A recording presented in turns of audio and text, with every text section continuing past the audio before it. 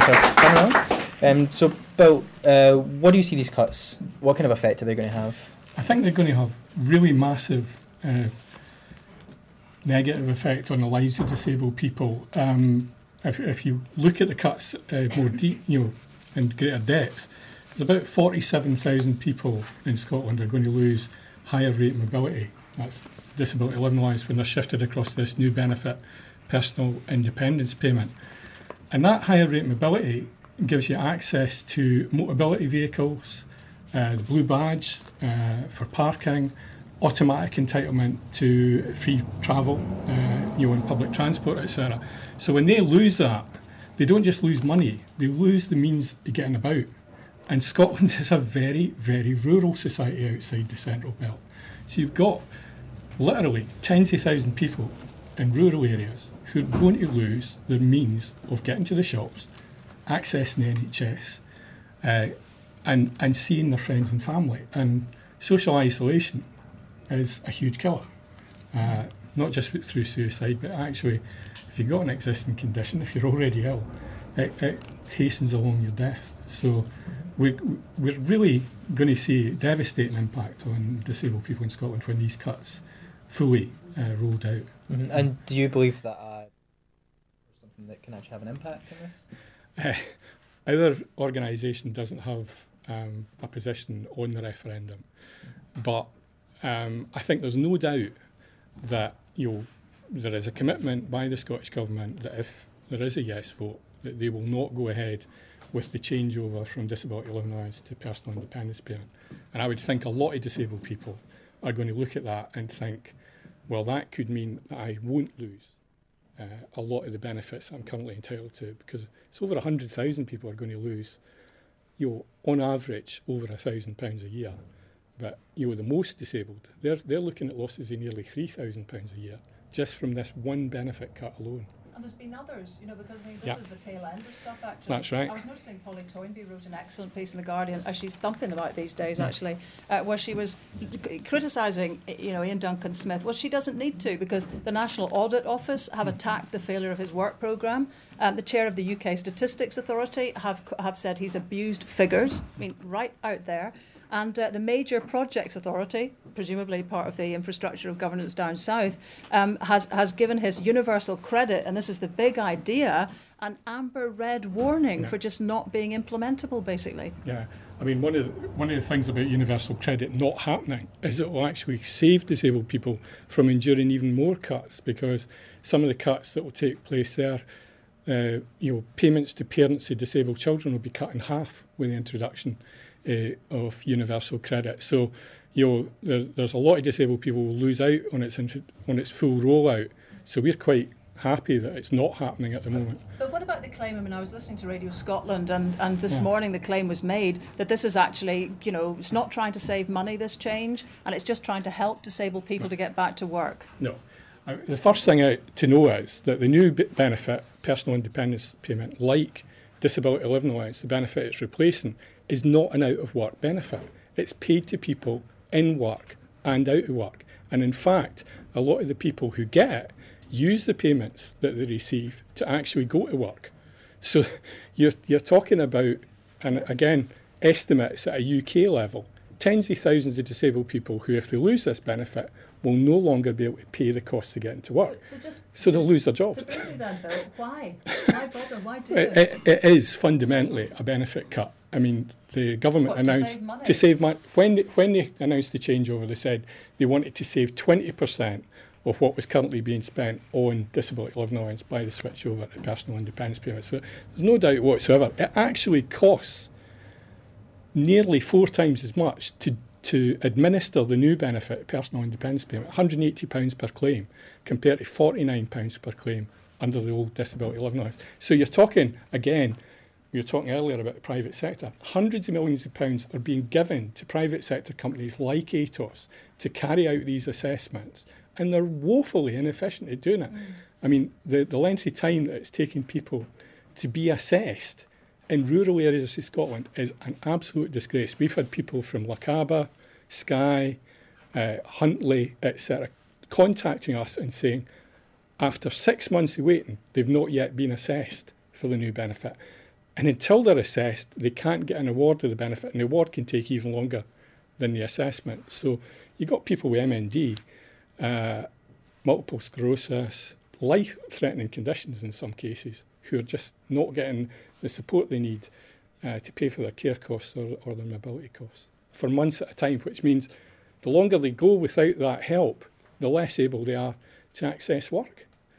So if you, It's just a vicious circle. it's a vicious cycle. And Vicious circle. and in fact, employment for disabled people has been going down in Scotland, even though amongst the general population it's been rising in the last year. Well, it's a fair fact. Thank you very much for describing it in detail. Bill Thank Scott. you. Thank you.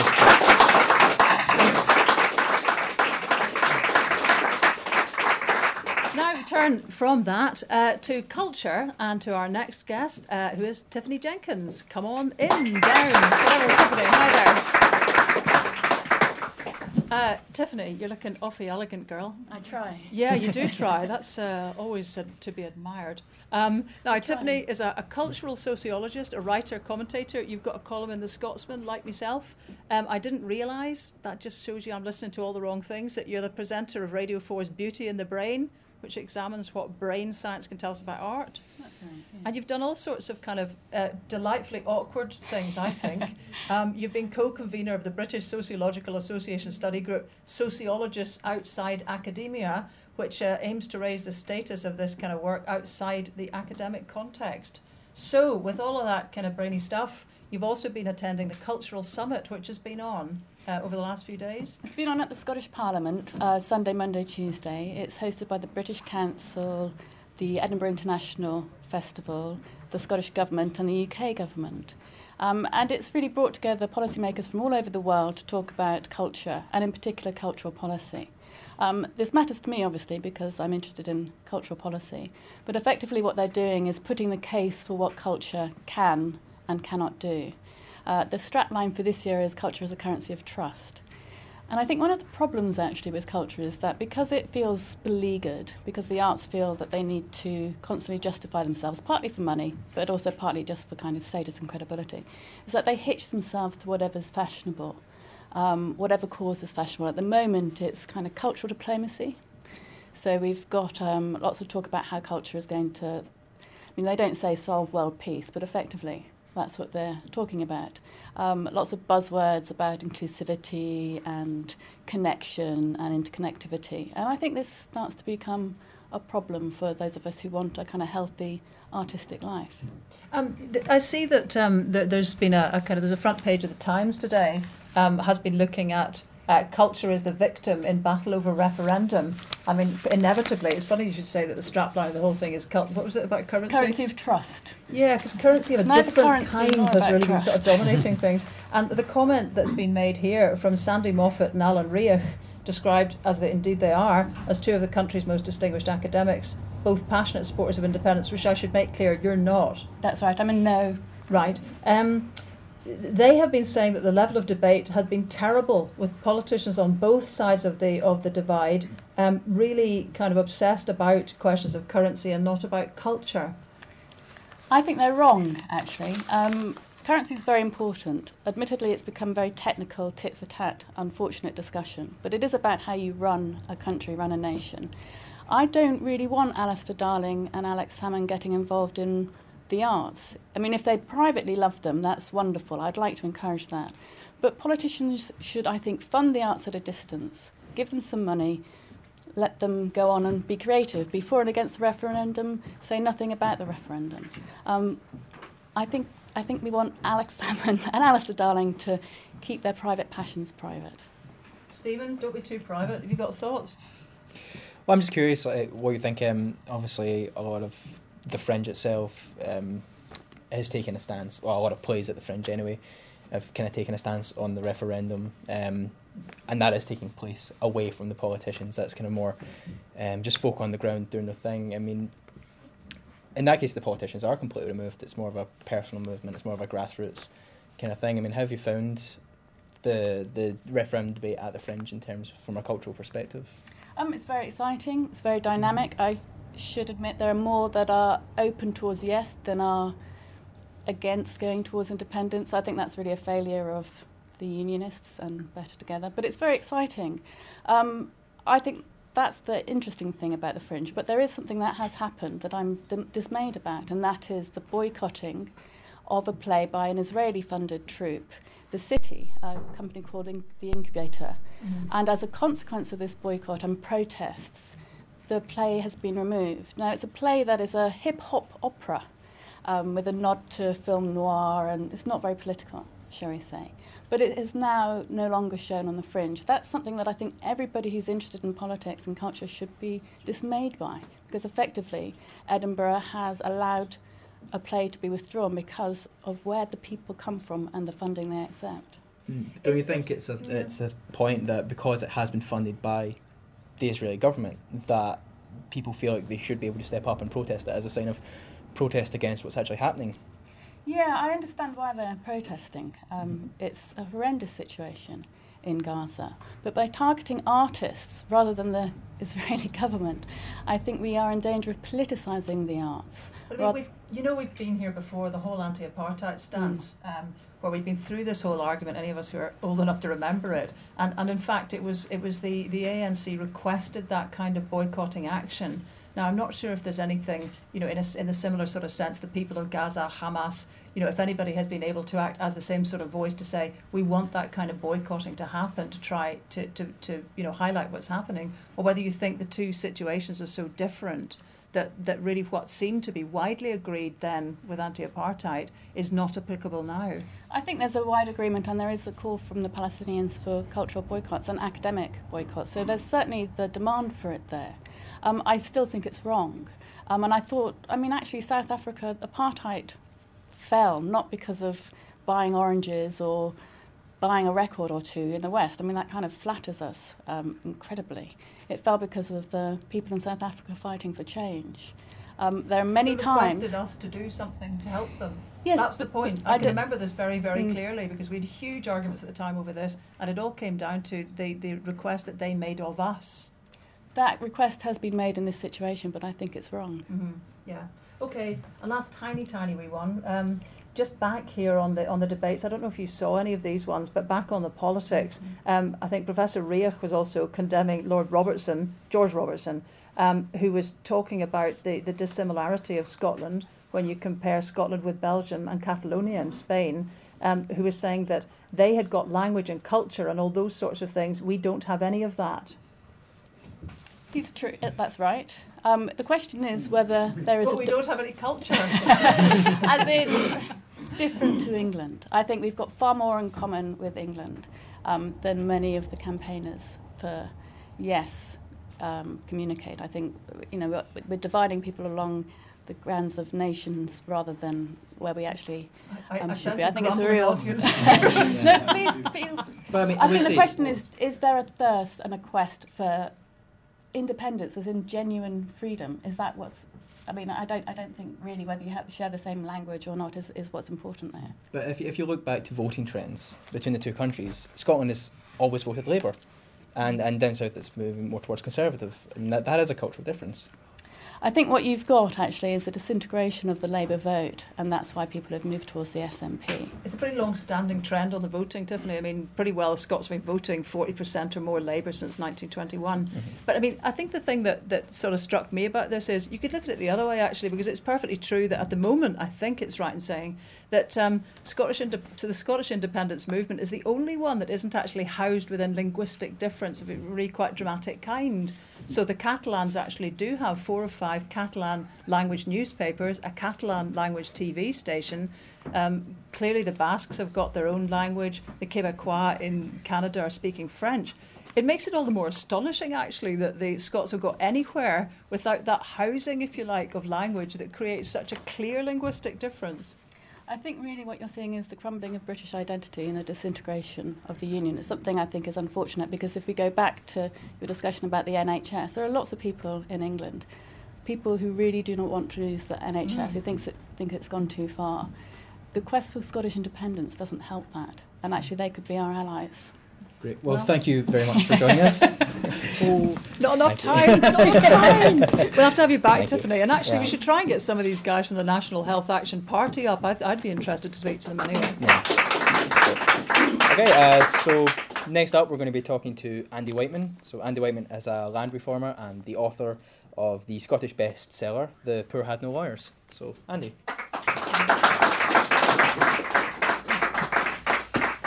Thanks for joining us. Good morning, yes. Afternoon. So can you tell us a little bit about your work as a land reformer? Oh, I see. Well, well, for 30 years I've been, doing various bits of work to basically democratise land, democratise people. I'm interested in the redistribution of power, redistribution of money, the redistribution of political and democratic power. And, land is one of those issues that kind of focuses a lot of those issues for me. And he's been, I mean, I've got to say, Andy and I have been doing so many things of late. We did a thing, the Scottish Six in the Edinburgh Fringe, kind of 2 years ago, was it? We did, yeah. Yep, we've been trotting around since then. One thing that I hear when I am around doing meetings and so on is people will say, well, actually, you could get land reform without having independence. You could make quite a number of changes. And there's been a big sort of piece of work done by the Land Reform Review Group, which reported recently and had some quite zingy proposals for how to change a situation in which, 16 people own 10% of Scotland, our current situation. Do you think any of those recommendations actually need independence to happen? 4 of them do. Yeah. So give us a wee rundown. Well, I mean, I think there's 62 recommendations and 58 are within devolved competence. So the 4 are to do with capital taxes, inheritance tax, Crown estate, that kind of thing. So, I mean, that's a good example of an area. I mean, there are other areas that are fully within devolved competence, and the Parliament's made, a significant difference. But I think, behind a lot of these things, there's still a problem with vested interests and political power and caution in Scotland. I mean, I don't think the political parties in Scotland, I mean, I'm actually a member of the Scottish Greens, so maybe I've sent them, but there's no real appetite for radical change. And, one of the opportunities of independence would that it would almost force politicians to deal with some of these questions, which they haven't dealt with for quite a while, because we'd need to be much, much smarter about how we used the land, how we allocated land, how we ran our economy. I mean, I'm a supporter of quite radical monetary reform, for example. I don't believe in central banks and stuff. So there are big opportunities because a lot of this is about political will. And, to my mind, the political will still isn't there for the kind of radical change I'm interested in. And obviously one of the big things about the referendum so far is that it has almost galvanised people into politics who were never interested in it before. Well, absolutely. That's what's been fascinating for me because, I think the British state is failing. British democracy is crumbling. There were people appointed to the House of Lords the other day. Most of the House of Parliament are unelected. Elections in the UK are focused on sort of 50 marginal seats with about 2,000 people in them who swing one way. So about 250,000 people determine the outcome of elections. And so democracy is not thriving in Scotland. I mean, we had 50% turnout at the last Holyrood election. Local authorities were below 40%. So what's been encouraging about the referendum debate is a lot more people have become engaged in all sorts of issues and topics. It's almost like the referendum is something that, people have said, well, wait a minute, you haven't asked my opinion on any really important question for a long, long time, and now you ask me whether we should be independent. I mean, hold on.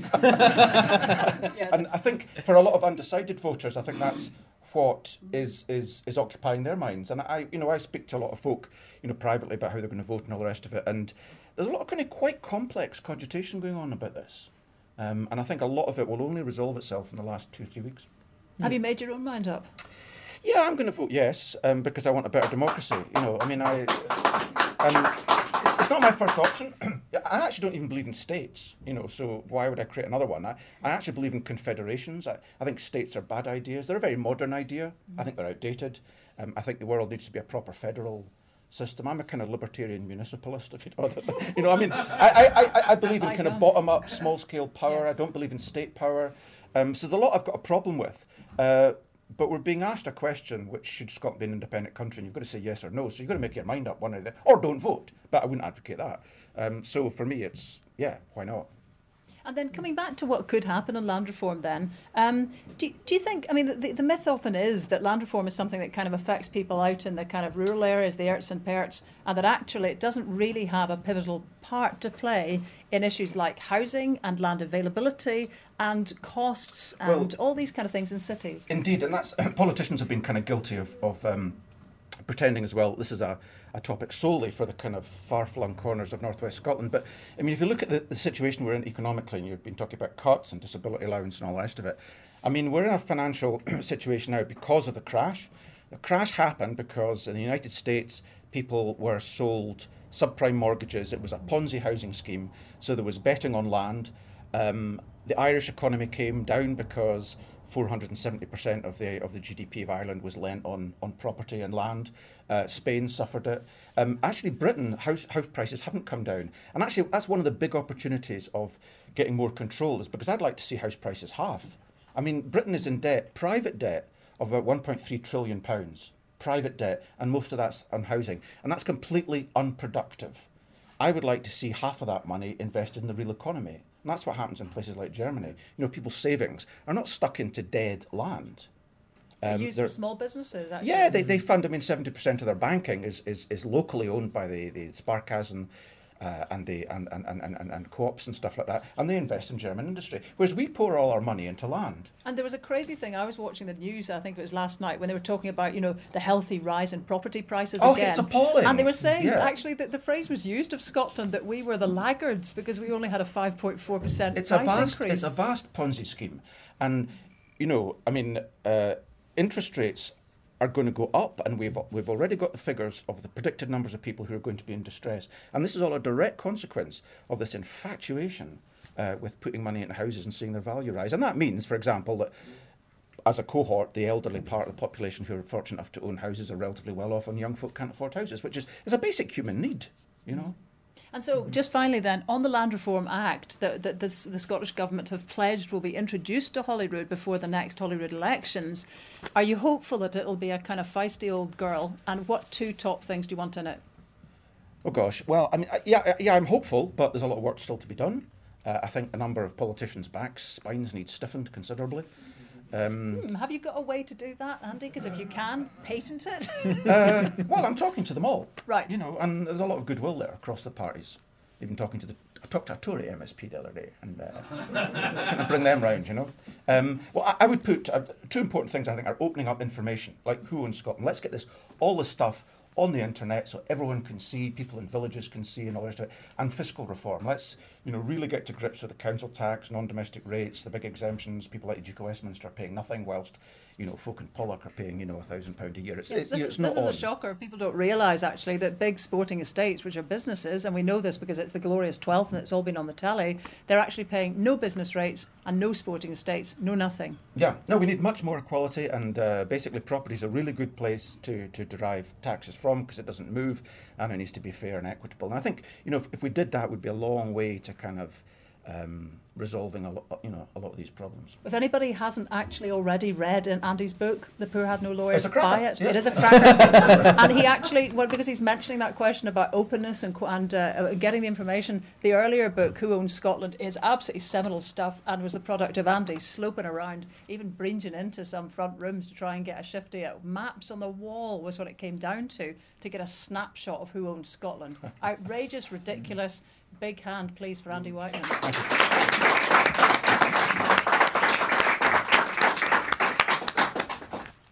Great, so we're actually going to welcome onto the stage now Andy Summers and Ross Aitchison, both members of National Collective. They produced a film recently called Scotland Is. That took a slightly different look at the land in Scotland. So, guys, tell us, what was the idea behind it? Well, I mean, within architecture, part of our role is to look at place, and within the architectural language, within the discipline, graphics are a huge part of that. So the little video we tried to make was to try and sort of describe this particular part of the planet in geographical terms, regardless of the debate. It's actually just facts and figures. It's not giving a view on independence, because I think one of the good things about the debate overall is that over the last 2 years, it's given us a lot of time to learn more about Scotland, regardless of where you are for the vote on September 18th. I think as a person, the more you know about yourself, the better decisions that you make. And I think as a nation, the more we know about Scotland is only positive, and knowledge is good. So the video helps with that, I think, giving a bit of context as part of the world. And I think as well, in that we're not the only people that are doing this. Andy's been doing his work for a number of years now. There's our colleagues in Lateral North, young architects as well, who have also produced what an is it with atlas. architects? I mean, what have they been doing to you? Were you originally from Glasgow Architecture School or Edinburgh? No, Edinburgh. So it's kind of across the whole central belt, because the Lateral North guys who produced the Atlas of Productivity recently, that was the one that really mapped lots of ways to show the incredible resources that Scotland's got, and the way that a lot of those resources actually indicate a future where there's a lot more population in the north, actually, because that's where a lot of the resources are. Anyway, they're Strathclyde, can we mention it, in this city, graduates, and you're Edinburgh guys, architects. Yeah. So what is it that's been happening with architects then? Because you're all really bringing a whole new tilt to, well, Scottish politics, but the independence debate particularly. I think it's this sort of focusing of the mind in the last 2 years, but perhaps myself and the Lateral North guys are slightly younger, and we've grown up with a Scottish Parliament that is working on many things, and our sort of maybe sense of politics is tied to Scotland in a much stronger way than those of us that were Sadly, before we can't us. just see the film at the moment, but having looked at it, it's got lots of comparisons really between the physical size of Scotland. To try to kind of get into this "we're too small" thing, it shows actually what a whopper of a state it is compared to Switzerland, many economies that you would think were actually pretty bristling. And on the coastline was a real stunner actually, because there was only Norway and somewhere else that had a longer coastline. What was the parallel that you used with that? I'm trying to remember. It was how big that went round the circumference of the Earth. So the Scottish mainline coast is about 9,000 kilometres long, but if you include the outer islands, it's about 17,000 kilometres. And how far does that get you around the globe? Well, the Earth is 40,000 kilometres, so it's almost halfway. That's so mind-blowing. we actually used the conservative estimate in the film. But I think that's part of what we're trying to just look at, is what Scotland actually is. Because I say the more we know about the country, the better. I think about the role of architects in general. I think, yes, Ross mentioned that many of us have sort of political experience now with the Scottish Parliament. I'm slightly older. I don't have that fully. But architects aren't there just to design door handles and cushions. The whole point of architecture is to look at strategic planning and the country as a whole. And that includes transport, land use, architecture, the built environment, how buildings are actually put together. So architecture, when you study it, is actually a very wide discipline, and I think the profession has been put into a little bit of a pigeonhole by its own self, but I think the debate has allowed us to come out and be what the profession is supposed to be about, which is about the whole of the country. Yeah, and it's interesting talking about infrastructure as being kind of a sole part of that. How have you found infrastructure in Scotland to have been moving? Well, we were on the Estival tour, which was 34 dates and 26 nights around the whole of Scotland. And part of National Collective's main drive is to share things on the internet as quickly as possible. And internet connection was a very big problem on the tour, especially out through the Western Isles. So I think my own view is that I think a connection to the internet is beginning to be a human right, actually, and there's no need for poor connectivity out in the Western Isles, for example.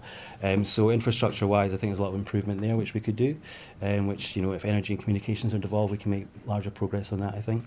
Yeah, and the road networks and things in these sort of Western Isles it would be fantastic if you were to put, for example, a superconnector down, because ludicrously the Western Isles don't have a superconnector to the mainland to export the extraordinary amounts of renewable energy they could have. But if you were going to sink down a cable like that, it's a slam dunk to put in some fibre optics beside it, and then you've got some really good broadband potential. Yeah. But here we are waiting for, not really trying to grind an axe here, but it is the behest of the Westminster government to basically instruct those kind of super connectors to be built, and we haven't got one yet to any of the islands. So that's part of the reason that the easy cabling jobs are not being done.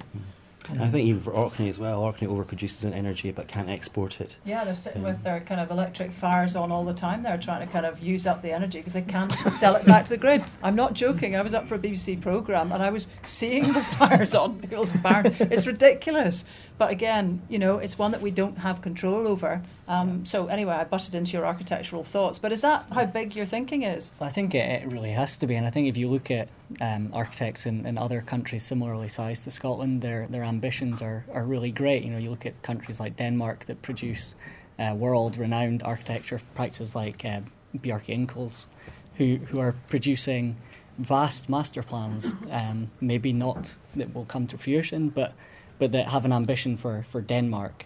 You see similar things in Norway and other Scandinavian countries that Scotland could be part of that discussion, and I think our architecture could could become much more ambitious too. This brings up Andy's point, because what I find, having done quite a lot of stuff with the Nordics, is that there's a tremendous terror of interfering with the market in Britain. Britain doesn't do interfering with the market. So if you were to do what the Danes will do, they'll even have a prescription for how much of any new building in a city has to be glass fronted, because they want to create connection between people in and outdoors. That they get right down to that level. But they also have rules on how much or who can own land, don't they? The kind of qualifications you need. And I remember a great presentation in the Lighthouse a number of years ago by a Danish architect who was actually redesigning Denmark. And he took all the ports and he put them on one side. He wanted to make a carbon neutral Denmark and just redesign Denmark, the whole of the infrastructure and where people lived and how they built their buildings. I remember the best one was because of heat outputs from supermarkets from the chillers. He put a supermarket on top of a swimming pool and used the heat from the chillers to heat the swimming pool. And the diving column was glass, and it was right down into the fruit and vegetable aisle, so you could watch these people dive. It was fantastic. You're really inspirational. It is inspirational, because actually you can swim in the harbour of Copenhagen. And that idea, which was to put a mesh down to keep all the crud basically down so that you could have good, clean swimming, was devised by a civil servant. Now, when you get to the stage that civil servants are come up with ideas like that in their spare time and taking them right the way through, surely, you're sort of getting somewhere. On Victoria Quay, because they're down there and they're right next to the harbour. They should be diving in every day. A bit friskier in the North Sea climate than it is in the Kattegat. But I just wondered, again, just on that question of land, Andy, Danes over here, for example, are subject to none of the restrictions that they are back home. Yeah, Danes are paying taxes on land they own here. And taxes in Denmark? Danish land taxes, because they're due land tax, but also due that tax on land they own overseas.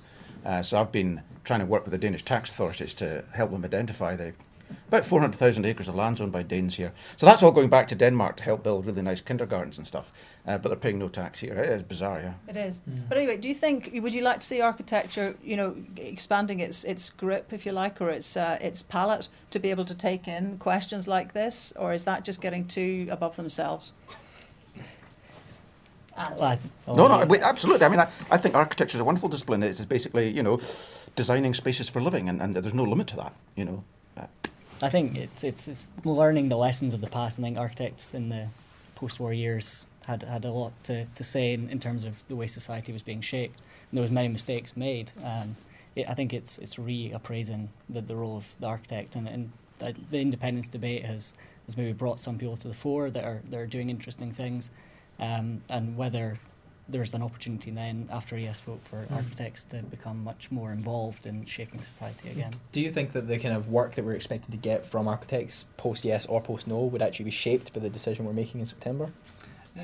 Well, yes and no. I mean, I think it'll make a slight difference. I mean, I think that I used to live in Denmark myself, and I think the main difference between there is because Denmark can fully export its own self to the rest of the world, which drives innovation and improvement, because they can take it to the end of the known barrier. And right now I think Scotland reaches a ceiling, which I think then affects ingenuity and progress. But I mean, I think the whole point of the referendum debate is that my worst fear is that we just have Edinburgh as the sort of new centre in the southeast part of the corner of the country, but I think we have to devolve further out. And you don't have to be an architect to be architectural. I think local communities who have more power in land, that's an architectural act, because you're shaping your environment. So it's not about architects then leading the way, it's about people on the ground being as most forthright in their local environment as possible. Fantastic. And that in itself is architecture. That's great. Well, thank you very much, guys, for joining us today. Thank you very much. Cheers. Okay, and joining us now is Bruce Fummey, a stand-up comic. He has 2 shows on the Fringe right now. I'm voting yes, and also I'm voting no. So if you just welcome Bruce onto the stage.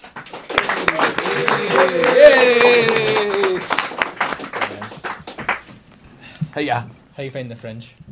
It's tiring as always. Yeah. But I've just been inspired seeing Andy Whiteford there. Whiteman. Oh, I messed that up. I'm sorry. No, that's okay. Yeah, but I want to be a libertarian municipalist. Do you know what I mean?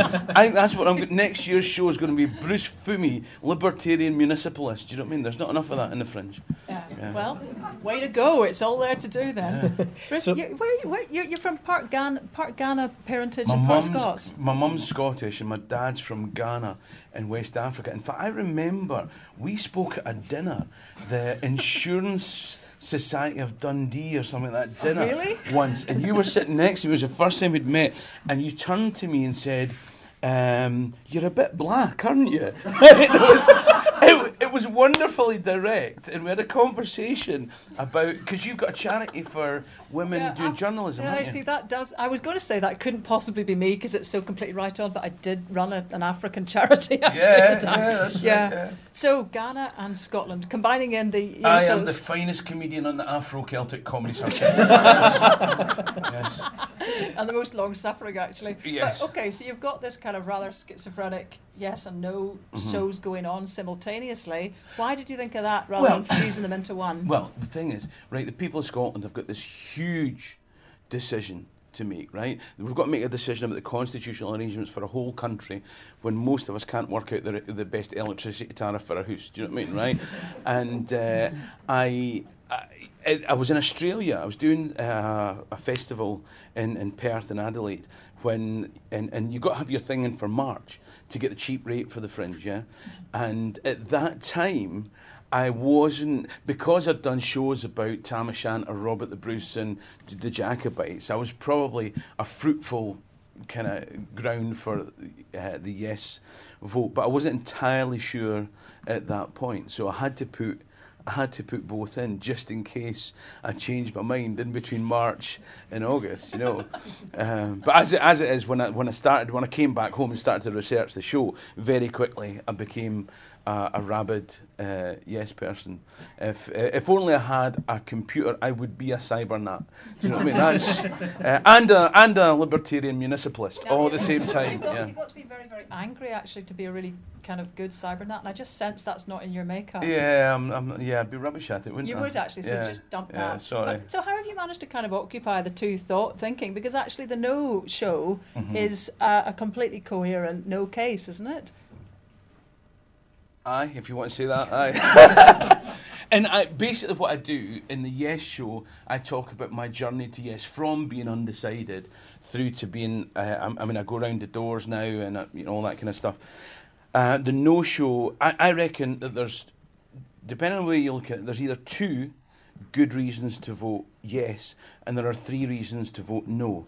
So there's 1 extra reason to vote no, although not a good enough reason for me to. End of our seats. Are you going to tell us, or is that in the show? You'll have to come to the show. I'm going to take a wee guessy wessy. Is it something to do with being in the armed forces? It's okay, right. You've made me now. You've made me. I think people will vote on financial grounds. Yeah, if you believe either of the 2 sets of figures, do you know what I mean? Or they'll vote because of an emotional attachment to a nation. Because the way that I look on it, this referendum is a bit like Mad Max 3. Yeah, yeah. You know when they had to go in the Thunderdome, they'd fight to the death in the Thunderdome tube. Girl, I didn't watch it. Oh, but Tina Turner was in it. She ran the Thunderdome. Okay, I missed it then, but I still didn't watch it. And they wanted to kill Mad Max, right? The Thunder, 2 men enter, 1 man leaves. 2 men enter, 1 man leaves. And the ballot box is going to be a bit like that. Only 1 country can come out at the end of it, right? Either Scotland ceases to exist forever, or the United Kingdom ceases to exist forever. And some people are more emotionally attached to the United Kingdom. People that have been in the military tend to be no voters because they see the United Kingdom as the more important, valuable thing. And people like myself just couldn't bear the idea of signing away Scotland. And you think that's what it would amount to? Scotland gone forever? Well, effectively, Scotland ceased to exist 300 years ago. And it's just, but the people were never given the opportunity to decide on that. And it's only 300 years later. The only reason David Cameron allowed a referendum was because he thought we would ratify the decision that was made 300 years ago. And it's up to the people of Scotland to say whether or not he was right or wrong. Great. So when you're out chapping the doors, do you just bring your routine with you? And they open the door and you just launch into it? Ta-da! No, can you imagine that? I mean, that would fair frighten people away. Yeah. No, I can be responsible. Yeah, I can be responsible. Yeah. Have you got any views on, because we were hearing earlier from Tiffany about, the claims that are made of Scots being quite different. She stole my seat, do you know that? In the room backstage, she stole my seat. Yeah, well, I you knew know, she was a no that's, voter. that's what, no. That's what Scotsman columnists are trained to do, actually, before we are allowed to write. But do you think that there is a different attitude towards things like immigration, multiculturalism or anything in Scotland, or do we have a good conceit of ourselves on that? I think a bit of both. I've been online and seen people say things that I think are racist from yes voters and from no voters. That's the thing. Right, you get yes voters that are voting yes because they want to stop immigration, and you get no voters voting no because they want to stop immigration. Yeah, and one reason to vote no is to say get rid of all the border. You know, vote no borders, fine, but let's get rid of the border at Dover as well. If you want to have no borders, I'm for that libertarian municipalist nonsense. Right, I'll go for that. That inspires. Yeah, get rid of all the borders, but don't tell me, oh yeah, we've got to keep this border, because really everyone involved in this campaign is nationalist. It's just that some are British nationalists and some are Scottish nationalists. And when I say British nationalists, yeah. I was on the BNP website last week. www.bnp.co.uk. I was on that website, right? And I had just to research this. I don't mean that kind of nationalist, yeah, but there are British nationalists and Scottish nationalists, and they're all nationalists, yeah. Uh-huh. So give us a plug for the actual show, since you've whetted everyone's appetite now to go. Yeah. Shows. I've got two. The I'm Voting Yes show is at 6:40 in the Beehive in the Grassmarket every day, and at 9:45 I'm Voting No in Espionage. Yeah, and the Yes show is £5 for a ticket. Because independence will have a cost, ladies and gentlemen. The No show is a free entry show, and you pay on the way out, because that will cost us later. All right.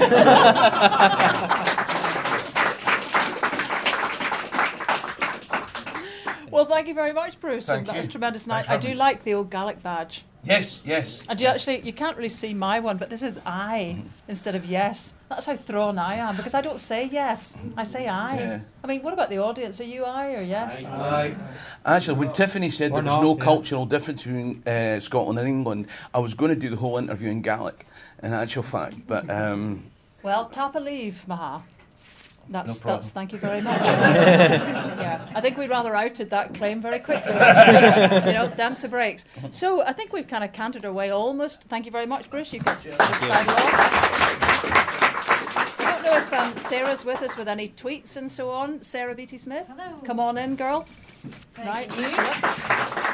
That's nice. We get claps for tweets. It's amazing. It is. It's been going wild on the Twitters today, but I think people are particularly intrigued by the land issues and questions about what we do around house prices, and whether a yes vote or a no vote might kind of reinvigorate the world of architecture and design. We've got... I'd like to see house prices half was the quote from Andy Whiteman that we put out there, and asked if people agreed with that. And folks said, Dan Lee Paget, his Twitter handle said, instead of champagne and wigs, damn right. And Nobody said, independence gives us the chance to ditch this destructive champagne and wigs culture. There's a theme happening There's here wigs around in there a lot, isn't champagne. there? Yeah, definitely. Interestingly, Scottington Post, I'm guessing they're sort of a slight hybrid of Huffington Post, said that house prices are a function of a ludicrous land market, but actually came back to Andy Summers' point about Denmark and how they've kind of exported their culture a wee bit, saying if land is reformed, it'll free up capital to be spent on design. Anyone can draw Barrett cardboard boxes. So I think an appreciation out there in the world of Twitter for the work that architects are doing in the campaign and beyond that as well. And clearly nobody was quite fast enough off the mark to comment on Bruce Fummey right there at the end, but I'm sure it'll all be still waving in as we stop speaking. If you'd like to keep tweeting, please do, because actually we still have eyes when we come off air, and we'll still be reading them. So it's #RefTV. Just to say that tomorrow we'll be looking at the Scottish Government's plans for free childcare post-independence and subjecting that to a bit of scrutiny with some experts. We'll be speaking to the makers of a film that's been showing in dozens of halls and cinemas around Scotland, Scotland Yet. We'll be talking to the illustrator, Stuart Bremner, behind a great wee postcard, I wish I could show it to you, which is a kind of gallus woman with a bunnet, which is the spirit of independence. Anyone seen that one? It's a lovely, lovely poster. It actually reminds me of my Harpies and Quines days. It's a beautifully line-drawn thing. Anyway, it's on the Blue Goddess, which I think might be featuring in the news tonight on the BBC. And a final word as well to thank for sponsorship of our production base, Sandy Adam of Springfield Properties, Elgin. And I want a piece of applause for this man. Thank you. So thank you as well to our perfectly formed, strangely silent but quite voluble audience, and to say to anybody who's heading to the book festival for a gig I'm about to do there, see you there, and join Ian McWhirter and myself tomorrow. But from Stephen Paton and me, that's been Referendum TV.